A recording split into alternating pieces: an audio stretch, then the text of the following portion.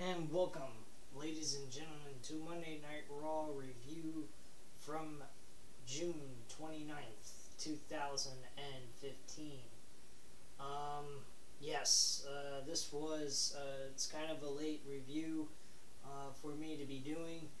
Usually I do these on Tuesdays. But here's the deal. Monday Night Raw, guys, was an absolute travesty. It was horrible. It was garbage. My God, Slammiversary put on a better show than WWE Monday Night Raw. Yes, fans, I am saying that fucking TNA Slammiversary was better than this shit. To start things off, we had Seth Rollins putting on this ridiculous promo segment with the Authority, with the J&J Security and Kane. He gives them freaking wristwatches that have special technology where they can text, email, all that technological jazz. And then he's giving things away to Kane and J&J Security for an Escalade car. They're sitting there honking a horn. Absolute garbage. They spent 20 minutes doing this shit. I was about to puke my head off. It was baloney. It sucked. I changed the channel instantaneously. I couldn't stomach looking at this. This was disgusting. Then immediately after they're done with that segment, while they're honking a horn, Big Show comes out and Mark Henry and him have a match for the 10 millionth time. Match ends, Big Show wins in 1 minute and 24 seconds. Can someone please tell me what the fuck kind of crap these people are thinking of showing to the WWE audience? I mean, this is absolute garbage. I mean, these people got to be on crack or something. They keep saying, oh, they're mad that they keep going ahead and putting themselves in a corner or making themselves look bad as writers. And Vince McMahon approving all this shit, and it just makes me disgusted. It makes me want to puke. Overall, it was an absolute travesty. Continuing on, I give this a dud, the match between Mark Henry and Big Show. I didn't even fucking watch the damn match, so it didn't even matter. Immediately following that, we had Ryback and The Miz. Ryback won the match with The Miz running away like a coward that he is. Match was, okay, I give it a 2 out of 5 stars. Match was really not all that great, but at least it was better than Mark Henry and Big Show. But nothing too much to say for it. It was only 5 minutes long. Then the next match after that was Paige and Alicia Fox. This match was really nothing that big of a deal. It was an okay match. I give it a 2.5 out of 5 stars. But nothing too highly to, you know, get all crazy over. And this thing with Paige with this storyline against the Bella Twins is just getting overdone. Just develop a story and get a middle and an end already. This is just fucking ridiculous. There's no change, there's no nothing, it's just Paige fighting against them on her own. Okay, well then have her start winning and win the fucking Divas title already, would you? I mean, it's getting a little fucking annoying after a while. Watching the same freaking match with Paige facing the Bella Twins and for the Divas title and so forth. The next match that was on the match, or on the show, was the WWE United States title match between Cena and Cesaro.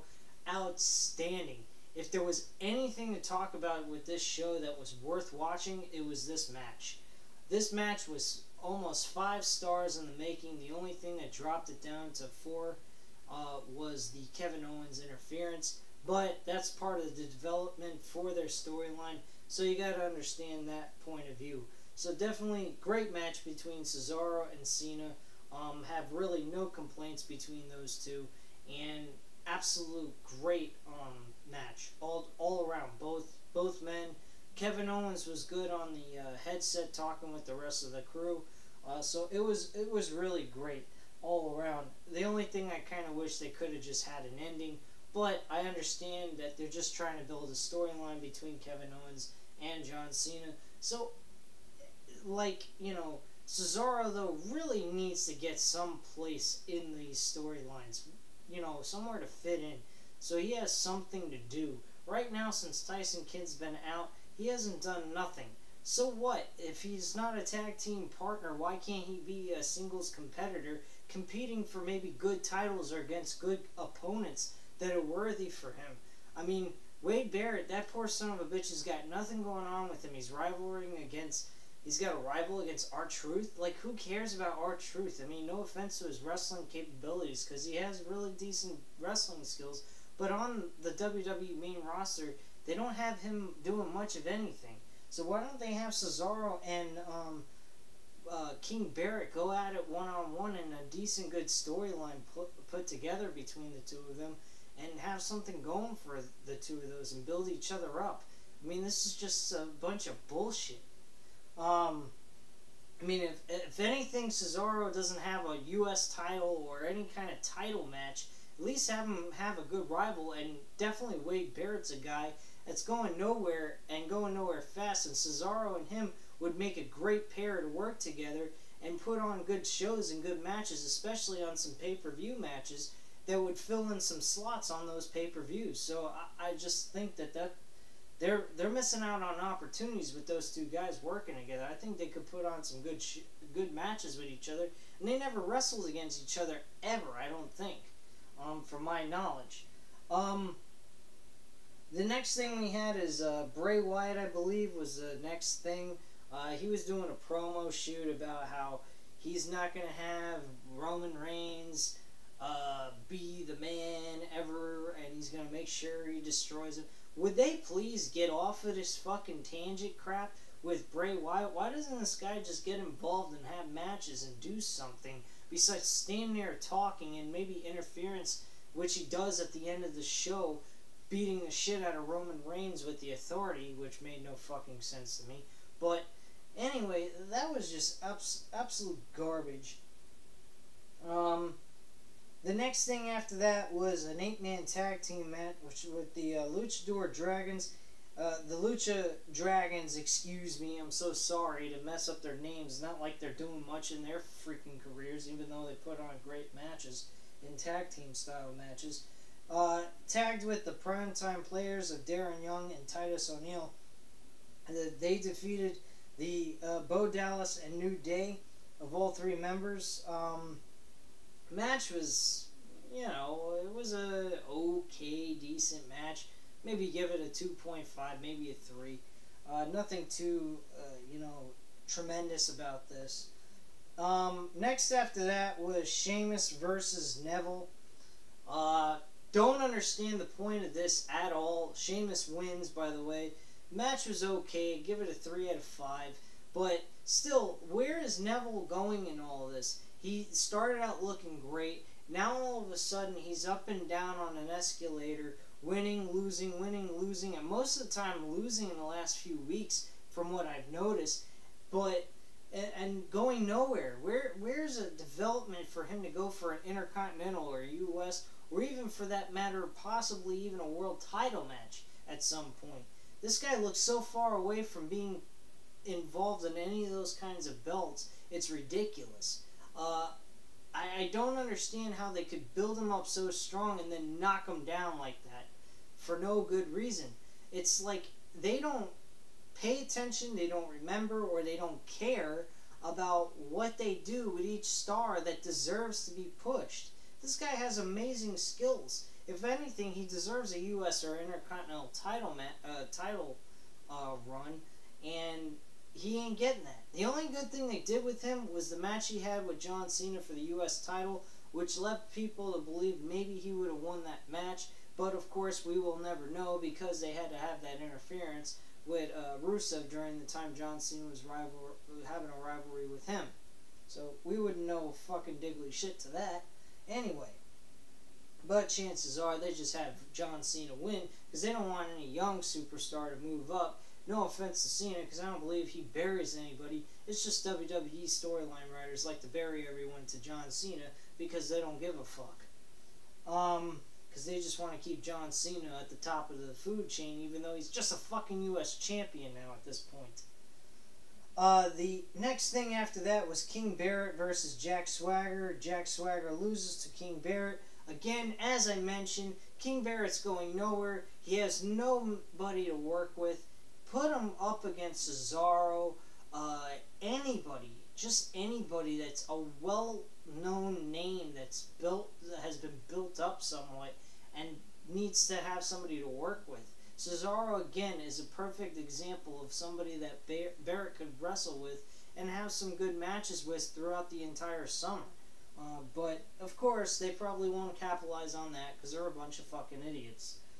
The other thing about the show, trying to remember here what other promos were done. Fuck it, who cares what else happened on this show? The rest of the show sucked dick anyway. We had the Authority, Kane and Seth Rollins, going up against Dean Ambrose and Roman Reigns in a no disqualification tag team match, which again wasn't even a fucking it wasn't even a no disqualification match. They didn't do anything in this match that was a no disqualification. They didn't hit each other with chairs. They didn't use tables against each other until the end. They didn't do shit. It was like a regular, ordinary match that was okay. Like, how can you do this kind of shit? It was garbage.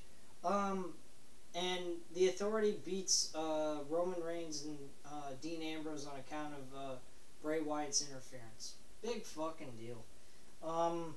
Given my overall, just to confirm here about the other matches I didn't rate, King Barrett and Jack Swagger was a dud. I don't even give that anything. The Authority versus Dean Ambrose and Roman Reigns, I give it a 2.5, maybe a 3. Overall, the show was maybe a 2 out of 5, which isn't very often I rate them that low, but that is how horrible this really was. It was that fucking shitty. I am really, truthfully, downright sick of this fucking show. How they could put this together, spend 20 minutes to doing a fucking Seth Rollins promo segment, and making us so sick to our stomachs we want to eat our own puke. I guess you could use that as an analogy or something. I don't know. That don't really fucking matter. Anyway, the point is about all this is the fact that you can put on a great show and then you put on this shit. They have all the talent, all the tools to make a good show, and they put on this crap. And my personal opinion about all of this, if you're not going to put any effort at all into it, then don't fucking put on a show.